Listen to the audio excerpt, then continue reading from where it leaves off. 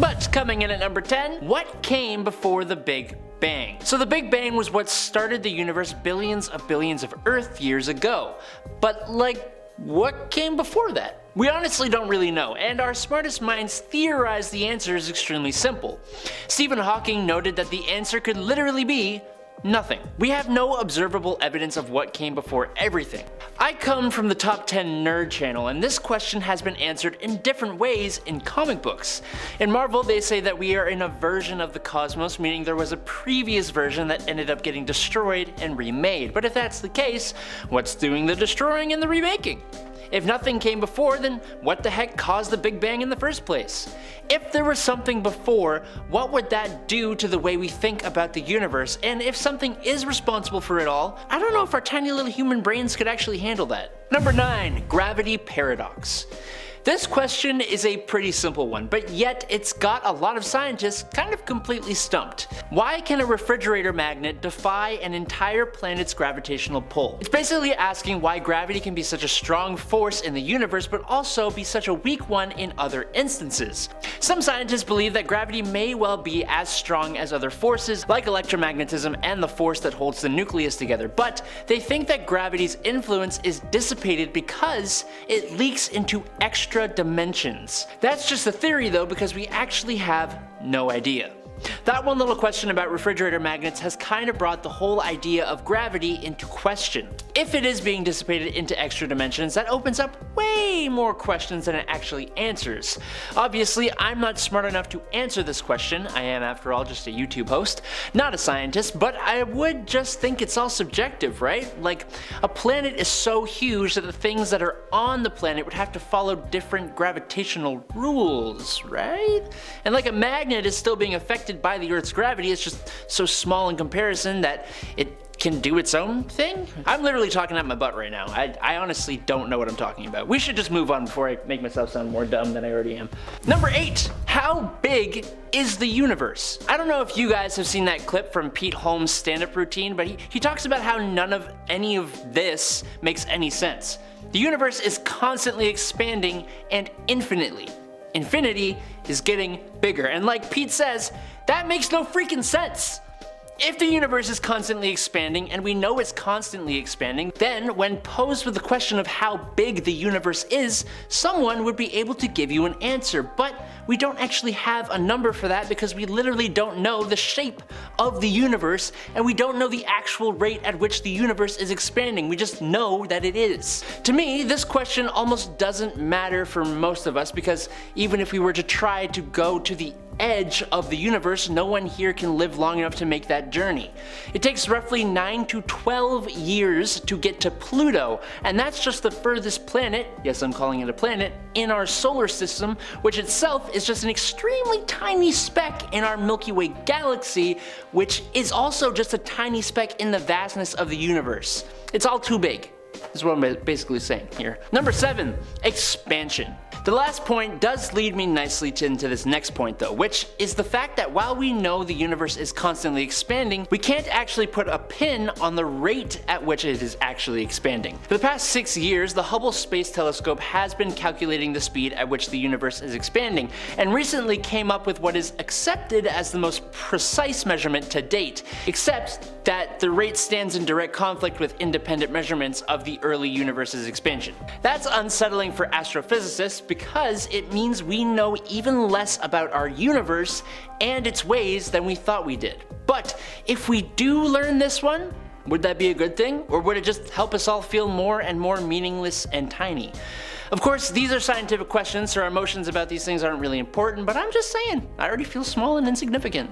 Number 6, the multiverse. If you have been keeping up with the MCU, then you are at least familiar with the idea of a multiverse. Essentially, it means that if you go far enough into the universe, things would have to start repeating because there's only a finite number of ways that particles can be arranged in space and time. According to theories, the universe is flat and infinite, so those particles would have to repeat, creating another universe with another Earth and, yes, another you. And because it's all infinite, there would be infinite versions of you who could be doing the exact same things as you right now, or maybe they wore different different clothes today, or had a completely different job, or honestly, there are an infinite number of variables here. The thing is, we will most likely never know if this theory is true or not. And even if we did, that means there would be an evil alternate you, or maybe you are the evil alternate one. I don't know about that one, man. I don't like that. Number 5, what the heck is dark matter? Dark matter gives out no light, or at least too little light for us to detect. We know it exists because we see the effect of its gravity on the stars and the galaxies, like the Milky Way, which could not have dragged in enough matter to make its own stars in the 13.82 billion years since the Big Bang without there being a lot of invisible matter whose extra gravity helped speed things along. I hope that wasn't too confusing. The European Space Agency Planck satellite found that dark matter accounts for 26.8% of the mass energy of the universe compared with the 4.5% of normal atomic matter.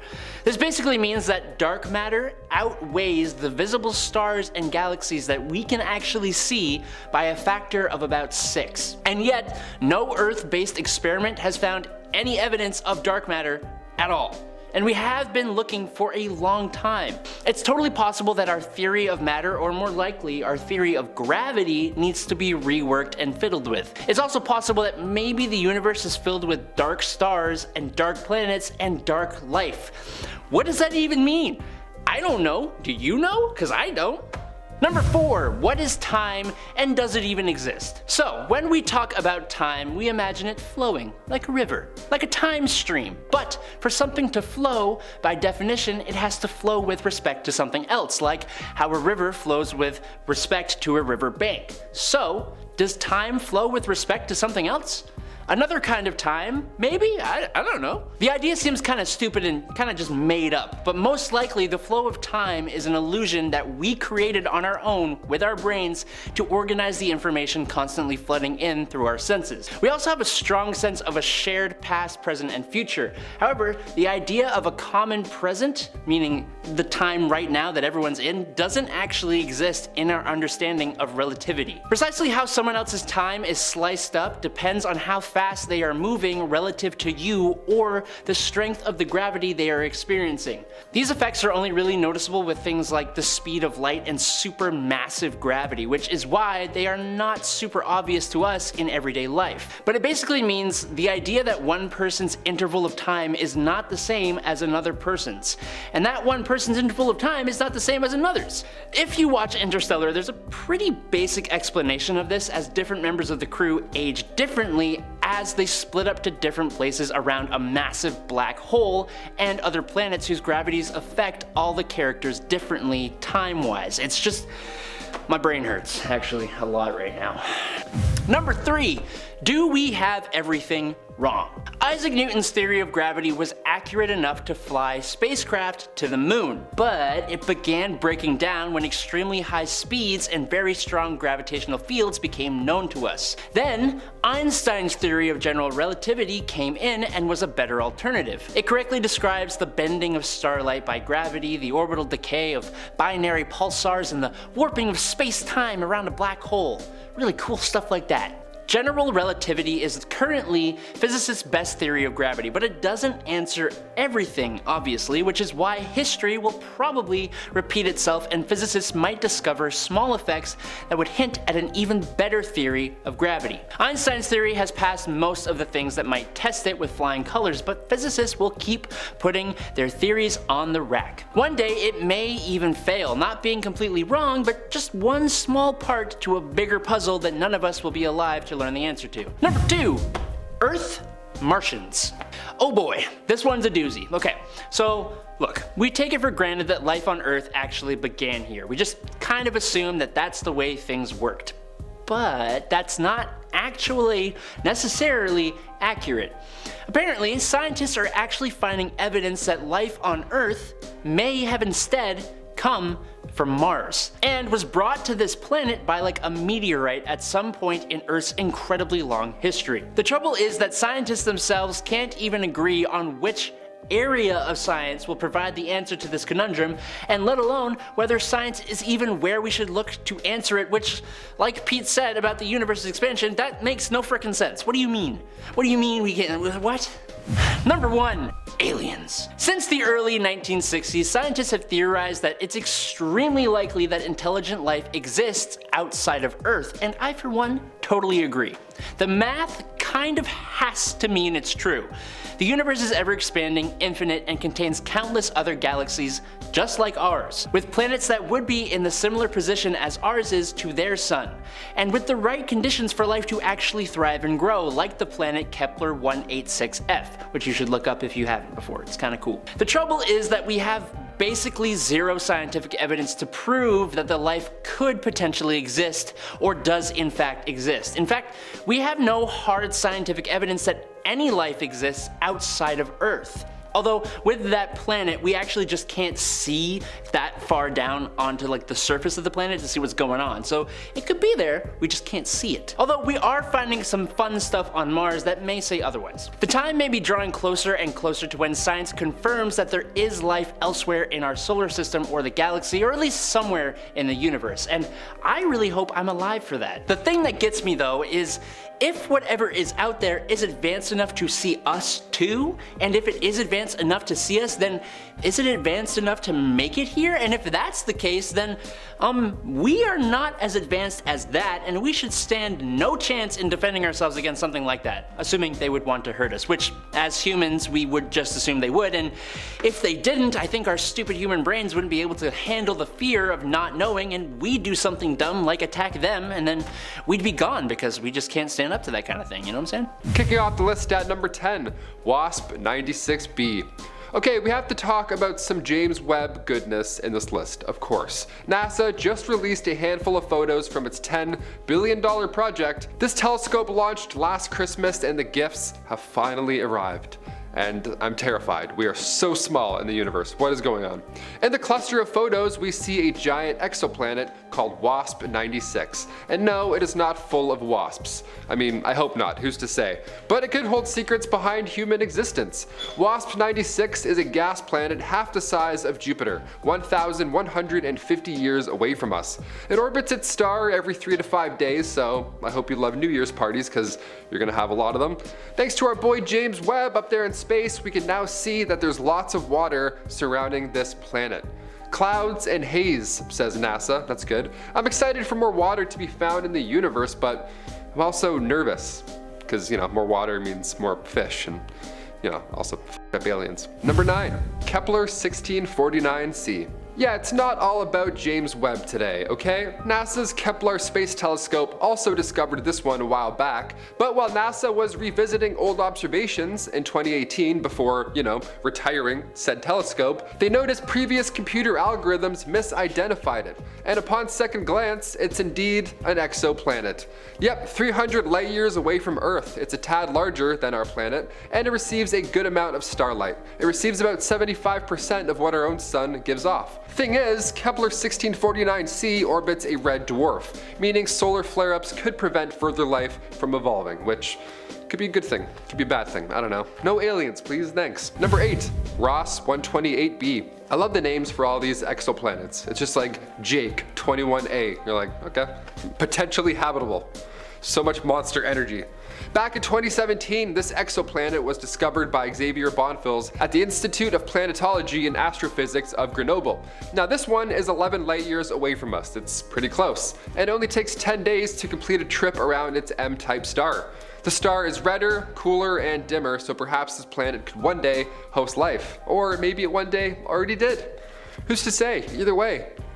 Don't want it. Don't want any part of these aliens. Number 7, Ice Moon. We're looking billions of years into the past, we're searching cosmic clouds light years away, but what about our own galaxy? What about our own solar system? What about our own moon? Could there one day be life on our moon? Back in 2018, NASA confirmed that there is surface ice on the moon's north and south pole. This was huge. NASA mineralogy mapper instruments picked up ice traces near the darkest and coldest craters of the rock. There are 3 specific signatures that prove that there is 100% water ice on the surface of moon. Yeah, and we're talking about aliens whipping out of our oceans? Like, what's going on here? Something's afoot. Number 6, Levelland flaming thing. Nice, that's a good title. Imagine opening the newspaper back in 1957 and on the front cover you read, Levelland flaming thing brings world knocking at city's door. That's alarming, that's a pretty crazy one. What does that even mean, right? Back in 1957 in Levelland, Texas, multiple eyewitness reports began to flood in about an egg-shaped object or this circular flash of light, something egg-like, jetting across Levelland skies. I just like saying Levelland if I'm being honest. I'm trying to say it as many times as I can. I'm probably saying it wrong, it's probably like Leveland, but I'm gonna keep going with Levelland. One witness recalls the object making a loud humming noise as it flew by, which is different than other accounts that we've heard so far for, UFOs. The egg shape keeps coming back in history, right? We've seen this in multiple accounts, but this is an encounter where it's been reported as loud, with a great rush of wind. And on top of that claim, the witness's car radio began to go haywire. It was like, it was like, in case you missed it the first time. The radio thing isn't too crazy. I mean, growing up, my computer speakers would always tell me if a phone call was about to come in. Felt like I was from the future. That was always odd. The Air Force also commented on it, saying that this was just a phenomenon caused by electrical storms. It was a ball of lightning, they say. A ball of lightning back in 1957.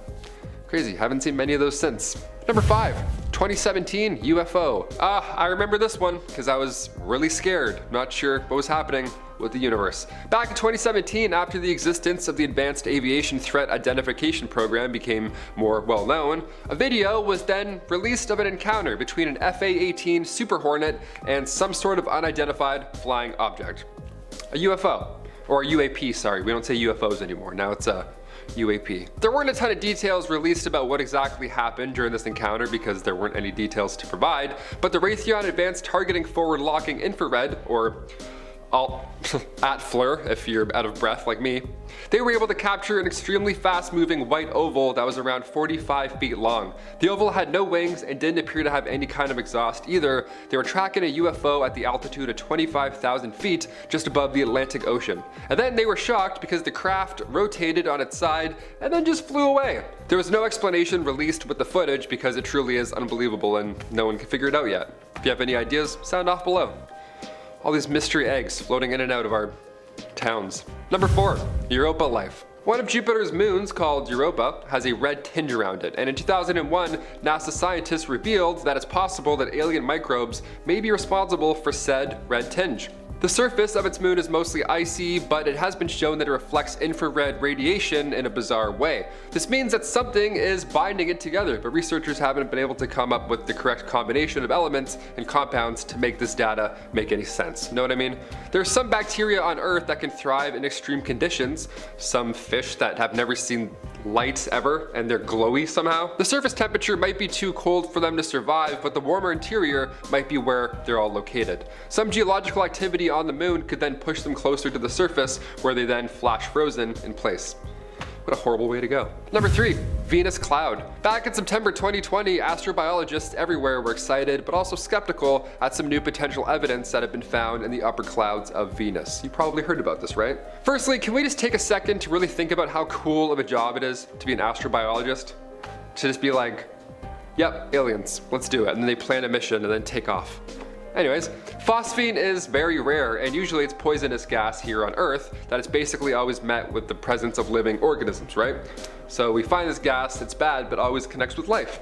Venus hasn't really been at the top of the list for choices for finding potential life due to its surface temperature, of course, and pressure to the, sulfuric acids in the clouds, and it's horrible and you can never live there ever. But this new evidence could prove to say something otherwise. 2 separate telescopes were able to pick up the signatures of phosphine in a cloud that had a similar temperature and pressure to Earth, and while this isn't concrete evidence of, space beings or bugs or anything like that, it'll at least be a reminder that we should be continuing to look for life or clues around life, you know what I mean?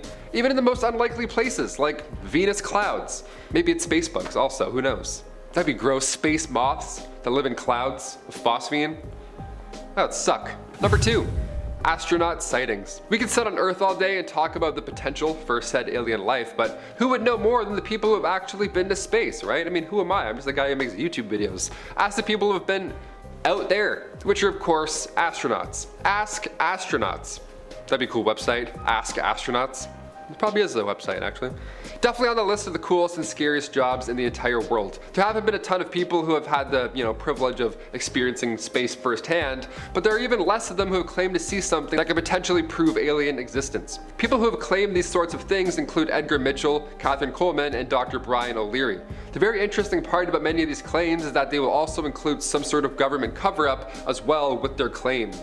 So it's always pretty juicy. There was also Buzz Aldrin, who spoke about his Apollo 11 experience, and he detailed the crew seeing something flying alongside them, but at first they believed it was the final stage of a detached rocket. But then Mission Control confirmed that that rocket was actually 6,000 miles away from them at the time, so there was no answers on what said flying object could have been. But they noticed it, as would you in a spaceship looking out of a window. And finally, number 1, moon life. Titan is one of Saturn's many moons. Saturn has 82 moons, so if there's any aliens hiding near Saturn, we're never gonna find them. They have many places to hide. A lot of nooks and crannies to hide behind. A lot of moons to hide behind. That's a lot of moons, and around 10 years ago, NASA's Cassini spacecraft detected water under its massive shell of ice, which is really exciting. Again, like I said with our own moon, even traces of water is amazing, let alone this much. To quote a Cassini team member, the search for water is an important goal in solar system exploration, and now we've spotted another place where it is abundant. NASA has also detected low frequency radio waves on the icy moon, and it sounds pretty eerie. So we have radio waves and we have water. Sounds like aliens to me, my friends. As far as space mysteries go, anywhere that has water or signs of water, fish. Some sort of alien fish is hiding in there. Look at our own planet. Look at an octopus. An octopus changes colors while it dreams. Alien. In our number 10 spot, we have Robin Coulin. Okay, this is a mysterious one to me. Robin Coulin was an astronaut in training at NASA and was in a special 2-year program. He outbeat 18,300 applicants and had many years of schooling and expertise to do so. So hence the reason it was such a shock for the world to learn that he just quit after a little more than a year. According to a NASA spokesperson, it was for personal reasons. Look, I've seen the movies. More than likely, knowing that NASA doesn't have a high turnover rate, Robin more than likely did not quit NASA for personal reasons. We need to get the internet detectives on this case. Did he find out a secret that disturbed him so much that he had to quit? Did he discover that they are really keeping aliens at Area 51? Who knows? My vote is for the latter. Coming up at our number 9 spot, we have Mayday. Not specifically NASA, but an interesting story to note from another very awesome astronaut.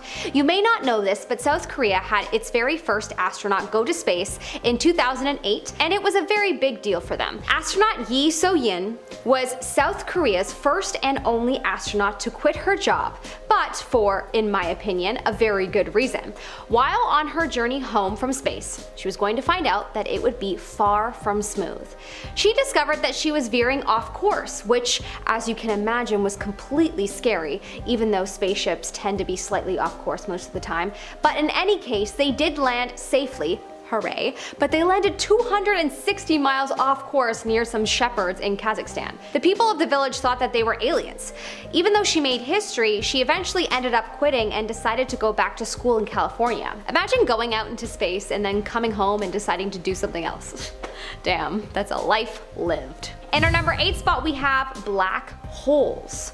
Black holes are fascinating. If you haven't heard of a black hole before, well, just know that they are some of the strangest and most fascinating objects in space. They're, quote, extremely dense with such a strong gravitational attraction that not even light can escape their grasp. Apparently, the Milky Way could contain over 100 million black holes, and that was where one of the first black holes was discovered in 1964. It was called Cygnus X1.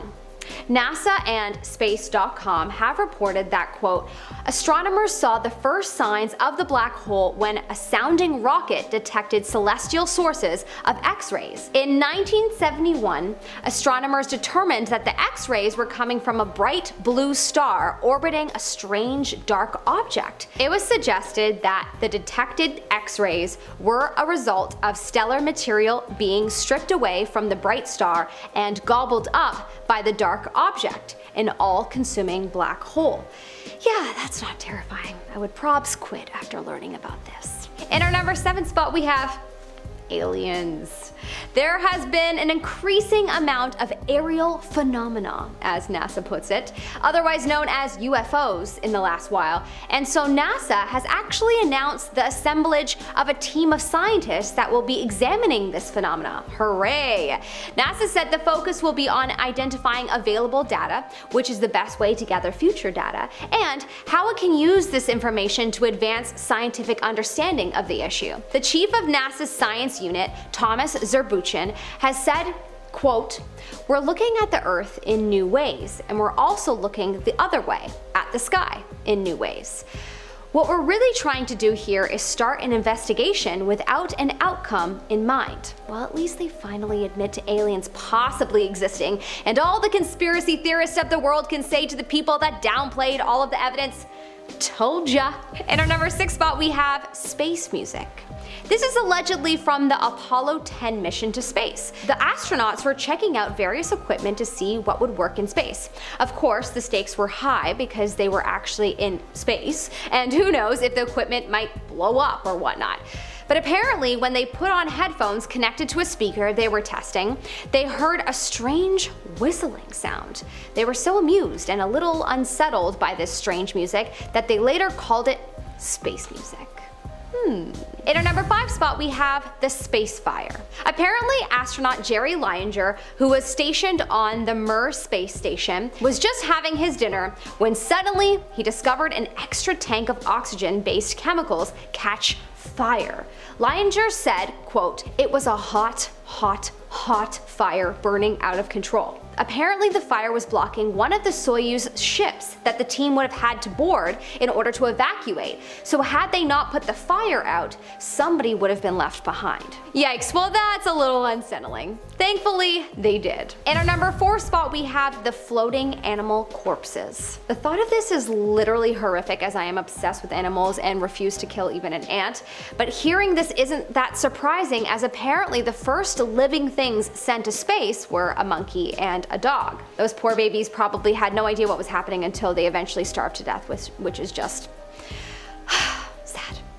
Anyways, hearing this shouldn't then surprise you to hear that the corpse of the dog and monkey can be seen floating in space.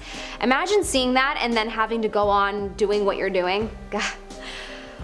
My heart hurts. Yeah, if it wasn't already obvious that I'll never be an astronaut, well, I definitely won't be one now, knowing that I may have to stumble across this. In our number 3 spot we have shiny objects. This story is slightly unsettling, but also kind of makes you excited for future astronaut discoveries. Apparently one of NASA's astronauts by the name of Alan Bean has claimed that he saw a really shiny object on the moon. When he was asked to describe it, he said that it looked like shoe leather. You usually would assume that anything from outer space is gray or black, so to hear that there's something shiny just hanging out on the moon is so interesting. It reminds me of that kid's book where that one fish was really sparkly, the rainbow fish. Loved that book. They were never able to learn anything more, but could this be the moon's version of a diamond? Probably. In our number 2 spot we have they're watching us. Allegedly, when Neil Armstrong landed on the moon in 1969, it is said that NASA lost transmission for about 2 minutes. Apparently, during those 2 minutes, there was a secret message to NASA that said, "Those babies were huge, sir. Enormous. Oh God, you won't believe it. I'm telling you, there are other spacecrafts out here lined up on the far side of the crater's edge. They're on the moon watching us." Whoa. Okay, well, I am now a believer in the fact that I'm sure they did not lose transmission, and I'm sure NASA only said that so that the general employees and people watching could not hear what needed to be said. Finally, in our number 1 spot, we have a fleet of UFOs. Apparently, astronaut Gordon Cooper witnessed the most crazy thing in human history, in my opinion. Proof that our future could potentially be Star Wars in real life. He saw a fleet of UFOs. That's right. He claims to have seen it around the time he flew the Air Force. What's wild is that about 10 years later, he'd bear witness to another UFO. Also the luckiest man in history. Allegedly in 1963, a UFO flew towards him. Apparently it was picked up on a radar too, which confirms the proof of existence and Gordon's story. Whoa. Fun fact. I once saw a floating light in the sky, and then I saw it literally zoom away at lightning speed, not lying, so I'm pretty sure I also have seen a UFO.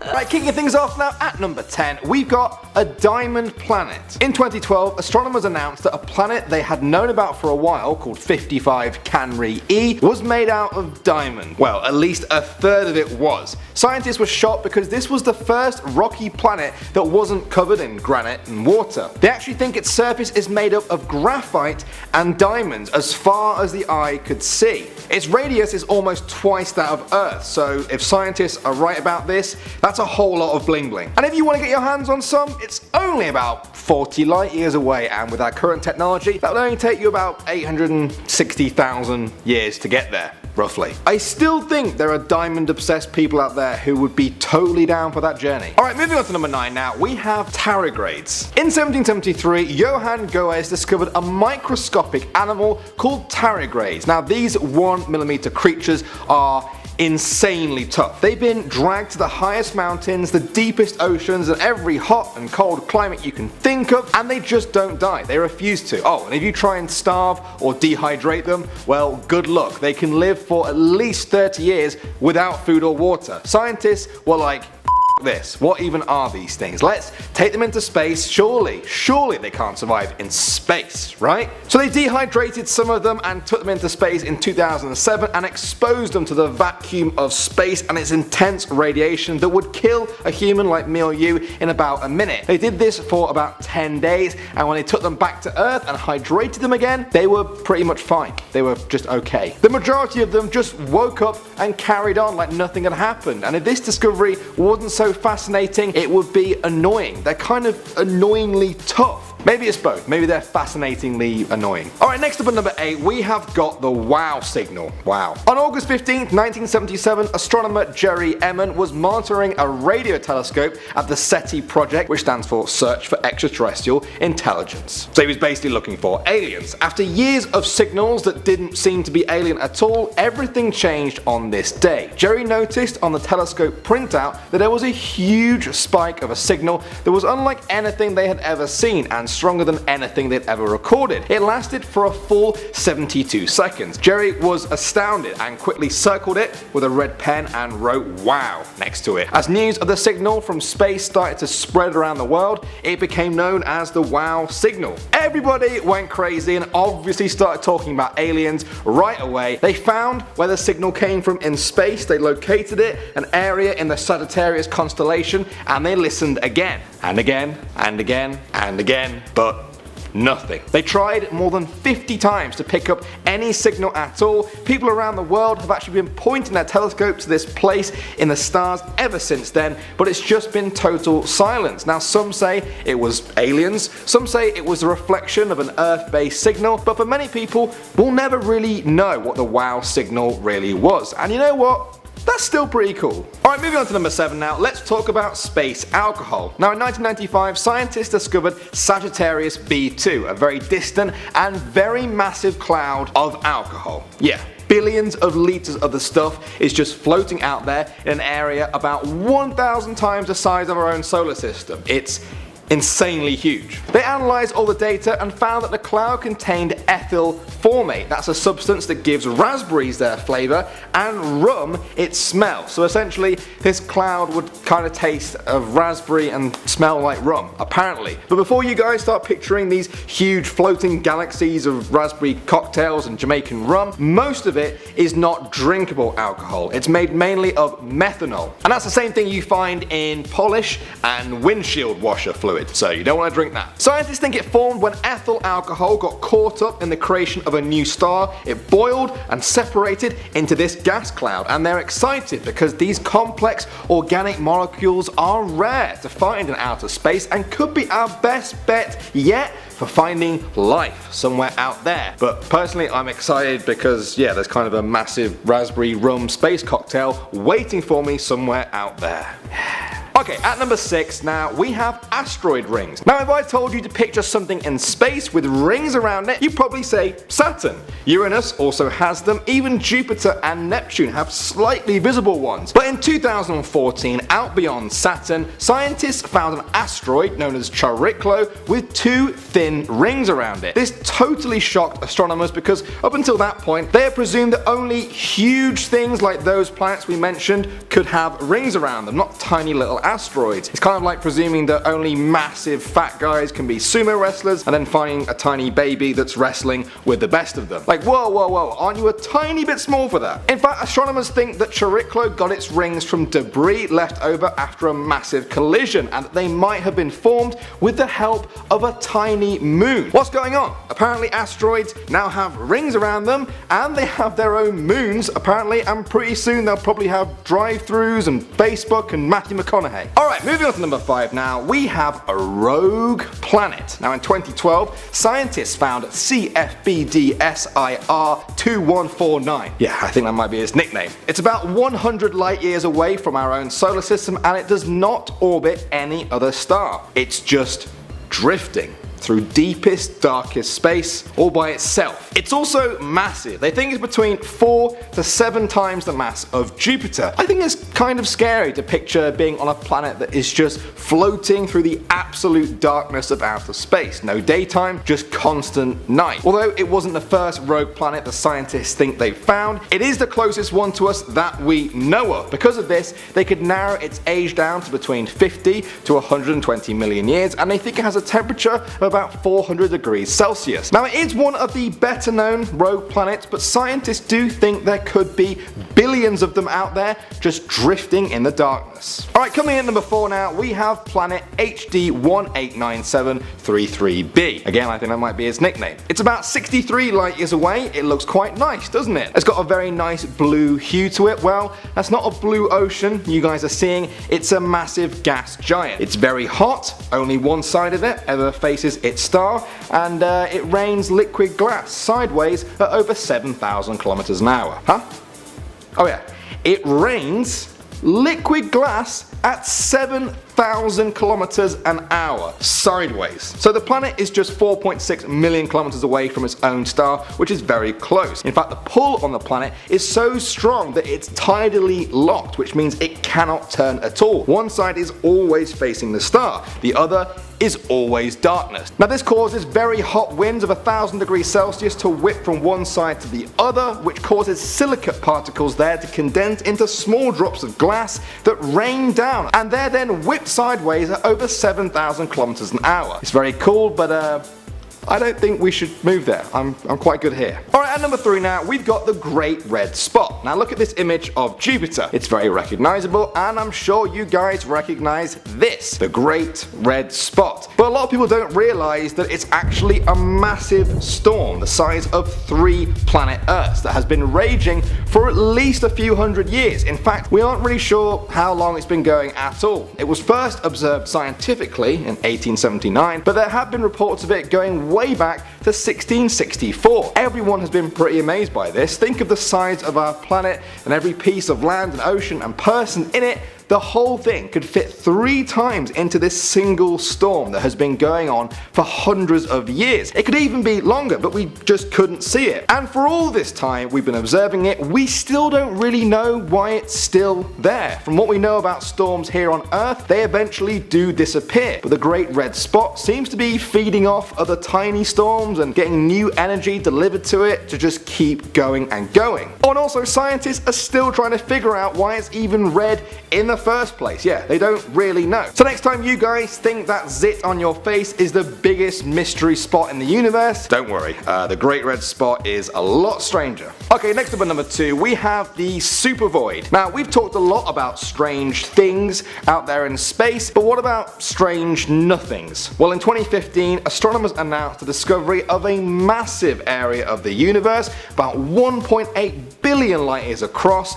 with, well, nothing in it, really. In an area that size, they expected to find about 10,000 galaxies, but they just weren't there, and technically, this place shouldn't even exist. Now, although there is some matter there, scientists never expected to find an area so big with so little. And what I find strange as well is that even though this super void is mainly just nothing, it is something, just like a hole is a thing. In fact, one scientist described this object of nothingness as possibly the largest individual structure ever identified by humans, and it just adds to the argument that we know nothing. Well, I know nothing, but scientists also know nothing, but at least we know nothing. Alright guys, we've reached the end now, and finally at number 1, we have the sound of the Big Bang. Now in 1964, two astronomers called Robert W. Wilson and Arno A. Panzias were picking up a lot of odd buzzing noises coming from the Hold male horn antenna where they were working.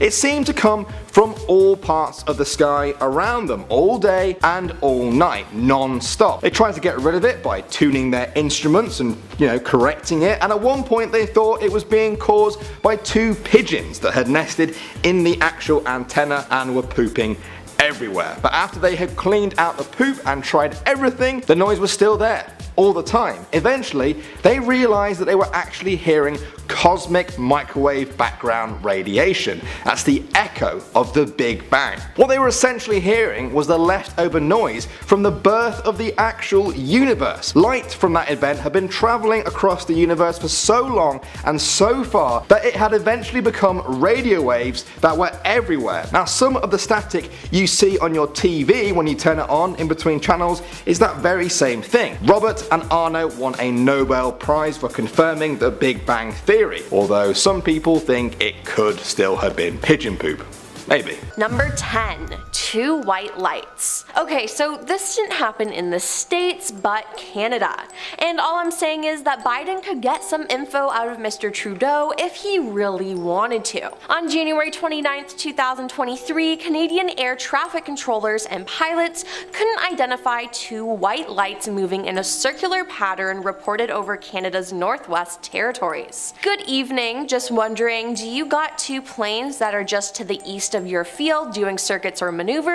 A crew member aboard the Canadian North flight headed to Yellowknife asked their traffic controllers. Negative, I have no reported traffic in the area, the Yellowknife air traffic controller replied. Do you have a visual on something? The crew responded somewhat hesitantly, yeah, we're looking at two lights dancing around here to the east of your field.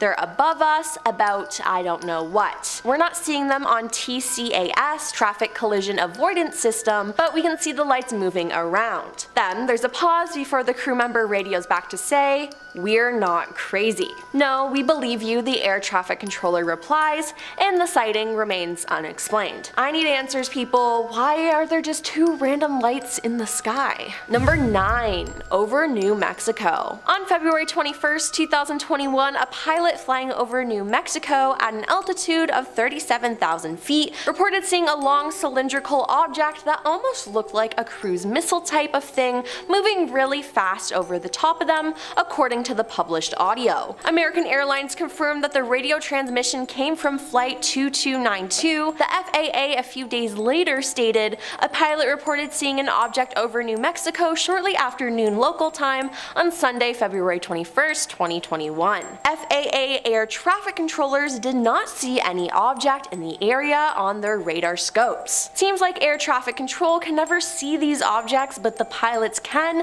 and I can't tell if that's better or worse. Number 8. Shot down object over Alaska. On February 10th, 2023, aka like a month ago, the US military shot down an unidentified airborne object over northeastern Alaska. US officials said they believed the object to be a balloon, but couldn't confirm it since it broke into pieces after hitting the ocean, the New York Times reported. How convenient. News outlets owned by the Chinese Communist Party said Biden's response has shown the world how immature and irresponsible the US has been in dealing with this case. Oof, even other people are criticizing him. Number 7. Shot down object over Lake Huron. On February 12, 2023, just 2 days later, a US F-16 jet shot down an unidentified object over Lake Huron. An octagonal object with strings hanging from it was detected over northern Montana, Wisconsin, and the upper peninsula of Michigan at 20,000 feet.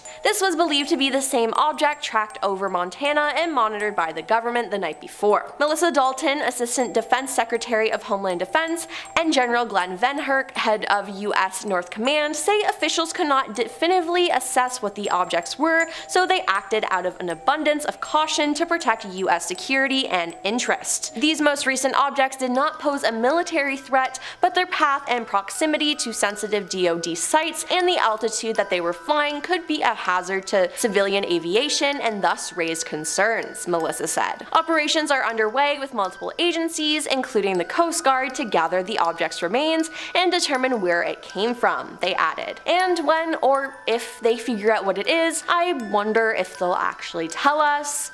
Probably not though. Number 6. Rosemount UFOs. A man living in Rosemount said he encountered a similar UFO on 4 separate occasions. On August 4th, 2017, the man was near his Rosemount home when he saw what he described as a black object with bright orange lights coming from the craft and flying over the area. Nearly a month later, on September 6, 2017, he saw 3 crafts with the same description hovering above downtown Rosemont. 2 days later, a singular craft returned to Inver Grove Heights, and he spotted the craft one last time on March 12, 2018. The man took photos or videos for each of the events and submitted it to the Mutual UFO Network. Seems like these aliens could have been stalking him, which I think is even more creepy. Number 5. Navy pilots. Recently, 2 former Navy pilots were interviewed by 60 Minutes on CBS News about a UFO sighting over the Pacific Ocean in 2004. Commander Dave Fravor and Lieutenant Commander Alex Dietrich spotted the unidentified object during a training exercise,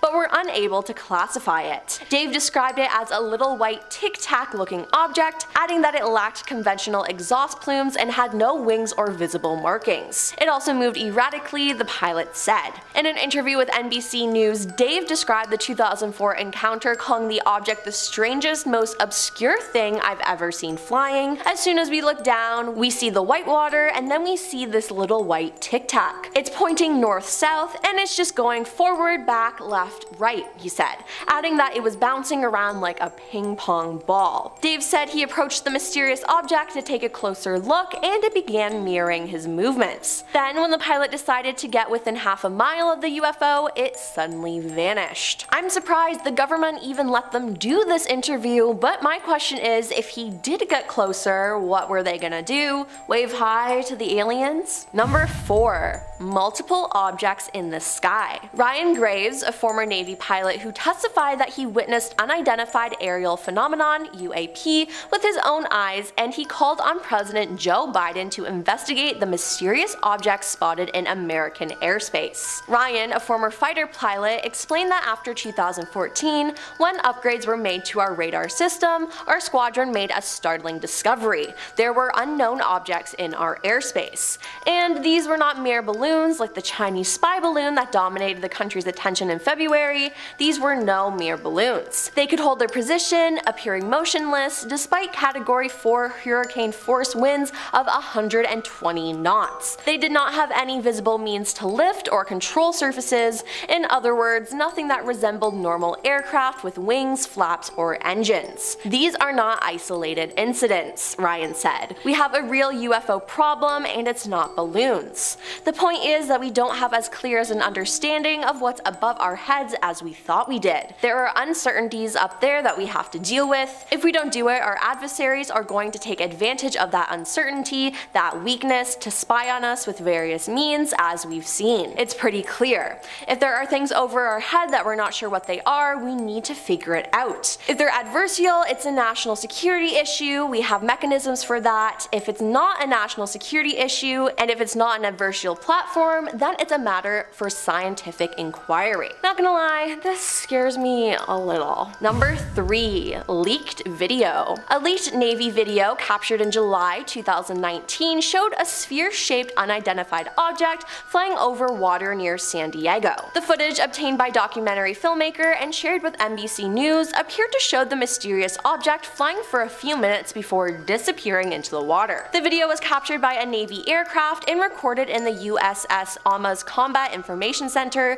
according to filmmaker Jeremy Corbell. The clip appeared to show a spherical object flying above the water for a few minutes near San Diego before it just vanishes. It splashed, military personnel can be heard saying in the video. The Defense Department confirmed that the clip was recorded by Navy personnel and said that it will be reviewed by the Pentagon's Unidentified Aerial Phenomena Task Force, a panel established last year to gain insight into the nature and origins of such objects. Number 2. You saw something you shouldn't. In 2008, a large aircraft hovered above Stevensville, Texas. Many people in the community saw it, and according to the Mutual UFO Network, a pilot named Steve Allen reported that the unusual aircraft was flying at an estimated 3,000 miles per hour and was being chased by fighter jets. Then a man named Rick Sorrell said he saw the same thing while hunting. Later, Rick said a strange man knocked on his door and said, "Son, we have the same caliber weapons you have, but we have more of them.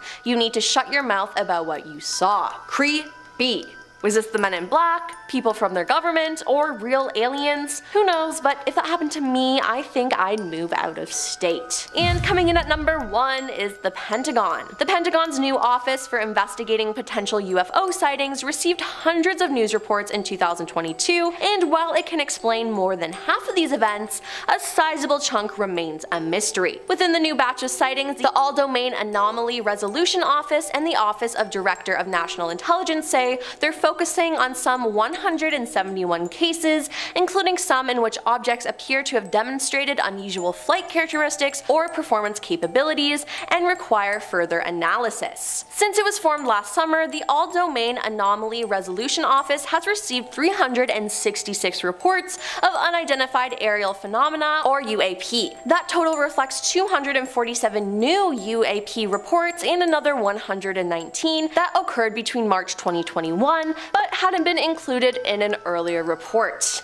The new numbers indicate a steep rise in UAP sightings. The report released in June 2021 listed just 144 reports covering a 17-year period. With the subsequent additions, 510 UAP reports were in their files at the end of August 2022. Officials say they believe the rise in UAP reports is due to the US government efforts to destigmatize the topic of UAP and instead recognize the potential risk the phenomenon poses, both as an aviation hazard and potential adversarial activity, such as foreign surveillance efforts. I don't know though, it seems like they're really starting to believe in aliens to me. Starting off at number 10, we have the WOW signal. In 1977, Big Ear Radio Observatory at The Ohio State University, it got its name from the WOW written in red pen beside the numbers representing the signals that were caught. In 2006, astronomer Antonio Paris suggested that the WOW signal from 1997 was a natural phenomenon created by a comet. 22P Christensen was the name of the comet they were thinking, and it emitted bizarre radio signals, was kind of what they assumed it could be. But the original astronomer who discovered the signal, Jeremy Amen, said, "No way." Well, really what he says, we can't believe that the two comets theory can explain the WOW signal, so same thing to no way. Some think the signal could be from another space mystery, a blip in the machinery, or possibly extraterrestrial life. Maybe aliens were trying to send us a little voice memo, but our tech wasn't really ready. Who knows? This leads me to our next one, which is another kind of signal. At number 9, we have repeating fast radio bursts. Repeating fast radio bursts, or FRBs, are brief bursts of radio waves from deep space. There's not an agreement on what they are or where they're coming from, but there have been talk that these flashes of radio energy could be coming from a supernova remnant or a neutron star orbiting a black hole. When it comes to repeating fast radio bursts, it's different than just regular FRBs. Since they aren't as jumbled and disrupted through their journey, it's thought they come from a calmer environment. This idea is supported by the fact that repeat FRBs are also about 10 times longer in duration than standard FRBs, 10 milliseconds to 1 millisecond respectively. What could the calmer environment they are coming from be? Say it with me now. Aliens. Aliens, calmer environment, they're just like beep beep beep, they're just trying to get in touch with us. I'm thinking, we're just not ready. I'm gonna keep saying this. That's what I believe. But at number 8, neutrinos, aka ghost particles. Now, I'm not going to even attempt to go over the physics too much because I stopped that the second I stopped studying for my grade 11 physics exam in high school, but I'll dive into neutrinos at their basics. At their basics, neutrinos are tiny particles with almost no mass and nearly no charge, kind of neutral like their name. Since there's not much to them, they're similar to nothing. Nothing as in the concept, nothingness, and because of this they get their moniker ghost particles. They travel at near light speeds and originate from stars and supernovas, which means the sun also gives off neutrinos. But the cool thing is that neutrinos can come from really far and have a lot of energy. Last year, scientists were even able to trace one really energized one to a galaxy about 4 billion light years away from Earth. There's a lot we don't know about neutrinos, which is kind of where the mystery of them lies. I didn't even know they were a thing before like last week. It's cool. But on to number 7, exomoon. For a long time, scientists were only able to locate moons within our own galaxy. We found exoplanets, sure, rotating around stars outside our solar system, but exomoons have been tougher to locate, possibly due to their smaller size. It was a mystery in itself, wondering if moons were just a thing in the Milky Way, but an exomoon may have been discovered last year. It's about the size of Neptune and it orbits a huge exoplanet called Kepler 1625. It's a big moon, bigger than any of the moons in our solar system, but the mass ratio of planet to moon between Kepler 1625 and the exomoon is similar to Earth and our moon. So there's exomoons! There's so much we don't know, and we're just starting to explore it. But talking about moons, let's talk about number 6, Enceladus. Enceladus is one of Saturn's moons. New info about it and its plumes that rise from its subsurface ocean came out in the journal Nature. Its plumes are apparently home to some complex organic molecules, and one study detailed the latest data. In a statement by study co-author Christopher Glein, a scientist that specializes in extraterrestrial chemical oceanography, he says they found organic molecules with masses above 200 atomic mass units. For some context, that's over 10 times heavier than methane, cow farts. Just context. With complex organic molecules emanating from its liquid water ocean, this moon is the only body besides Earth known to simultaneously satisfy all of the basic requirements for life as we know it. So are we hopping over to Enceladus? But no, at least not yet. Could it get ready? Who knows? Space. But anyways, while we're still talking about moons that may host life in our own solar system one day, let's hit number 5, Europa, also known as Jupiter's moon. And yeah, it's covered in ice, but beneath that icy exterior is a salty liquid ocean, and scientists and researchers think there's a plume there. From what I've said about Enceladus, we know a plume means hope of some sort of life. Gases being released from below the surface indicate that there could be microbes living by or in vents deep on the ocean floor. That is, if there are the necessary ingredients to host that life. But maybe the discovery of these plumes is the first step, and next is to see what's in them. And we'll get there. Space is just it takes a long time to travel, get there, but we'll get there. Space.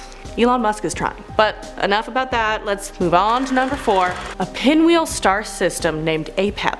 out in space, scientists have discovered a Wolf-Rayet star system that involves 3 stars. 2 massive stars are orbiting one another, and another star is bound to those 2 by gravity, 8,000 light years away from us in the Milky Way galaxy. The result is a pinwheel-like star system with a wind of material and dust cloud and surrounding it. It has the first pinwheel-like star system discovered, so its future outcome is unknown, kind of like how it will end. So if it slows down, it could explode as a normal supernova like the end of any star's life, but if its speed maintains, it will collapse at the poles first, think like flattening, and produce a gamma ray burst, so just kind of cool looking, but if it's aimed at us, it could strip the ozone from our atmosphere. But that shouldn't be for a while because the Wolf-Rayet stage in a star's life lasts a few 100,000 years, so we shouldn't be worried about that. Cool instance either way.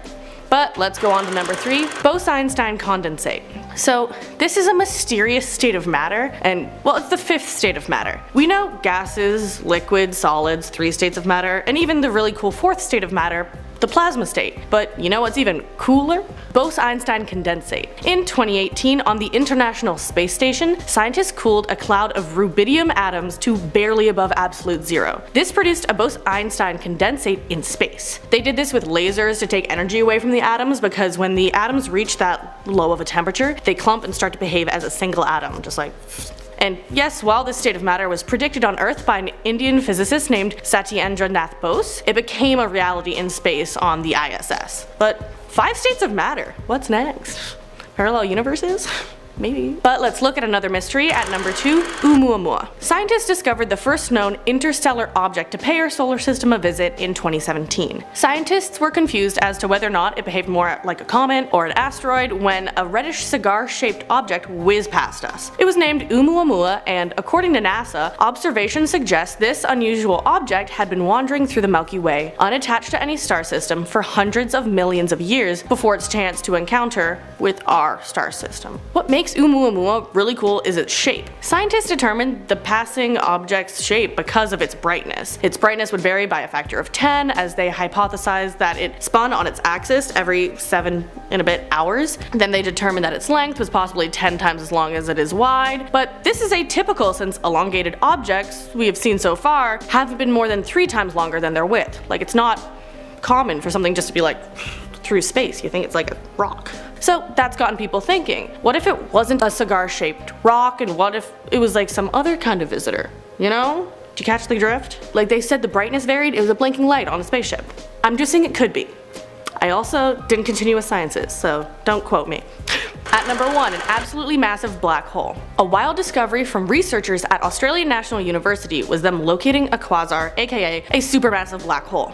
It's 12 billion light years away, and it's the brightest quasar that can be seen at this moment. It's so massive and awesome and hungry that existing science on black holes kind of needs to be reviewed. What we believe to be true now is that black holes have a limit to how fast they grow proportional to their mass. This quasar is about the size of 20 billion suns, a big number, so if we use the speed limit formula to go back in time about 1.2 billion years to the Big Bang, it would be the size of 5,000 suns. What makes this so odd is that the average black hole is the size of 50 suns. 5,000 suns is huge, and how is it already that big so close to the Big Bang? Or is math for black holes and how fast they grow different? What is the truth? Science, explain. Starting off this list in our number 10 spot, we have solar superstorms. A comfortingly titled new research paper called Solar Superstorms: Planning for an Internet Apocalypse was presented at the SIGCOMM 2021 Data Communication Conference, and this paper stated that there is a 1.6 to 12% chance of a solar storm to exist, which would cause an internet blackout. The ramifications of this would be unprecedented in our digital world, and the effects would be seen globally. The paper also explained that the solar storm could be a massive one that actually turns into a solar superstorm, which was then called a black swan event. There have been severe solar storms before, with a more recent one in 1989 that caused a 9-hour blackout in northeast Canada. The reason this idea is so terrifying is because of how ill prepared we are in the event of something like this happening, and if the risk is as high as a 12% chance, it seems like it should be a thing that is at least somewhere on the list of concerns. Wow. It's nice to know that the sun, the thing that helps sustain life as we know it, is also terrifying and might be the end of us. Guess that's why you don't rely on a ball of gas in the sky. Number 9, UFOs. Okay, back in 2017, a $22 million defense program was put in place called the Advanced Aerospace Threat Identification Program.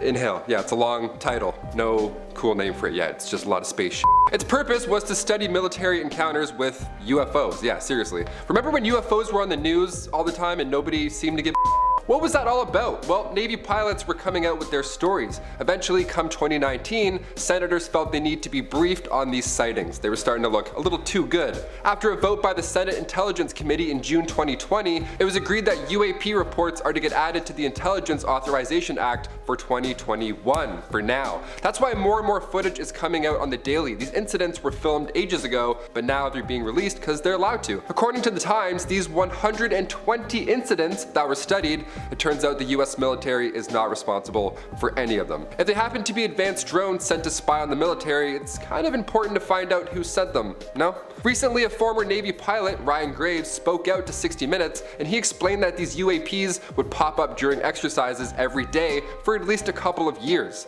Every day, it's a lot of alien dudes just popping up being like, oh, what's up? And then flying away. That's crazy. If these were tactical jets from another country that were hanging out up there, it would be a massive issue. But because it looks kind of different, we're not willing to actually look at the problem in the face. We're happy to just ignore the fact that these are out there watching us every day. That's what Ryan said. You know what? I'm with you, Graves. Let's just get to the bottom of this. Also, aliens? Probably. In our number 8 spot today, we have the Halloween Skull asteroid. A radar image of asteroid 2015 TB145 is a perfect image to bring up this spooky season because it quite literally looks like a skull. This object was captured using the Arecibo Observatory in Puerto Rico on October 30th, 2015, and NASA says that it is likely a dead comet. To make things a little more creepy, this Halloween decoration looking asteroid flew by Earth on Halloween night in 2015, and it was a close drive-by at that. It was within 301,986 miles of our planet, which is only 1.25 times the distance between Earth and the Moon.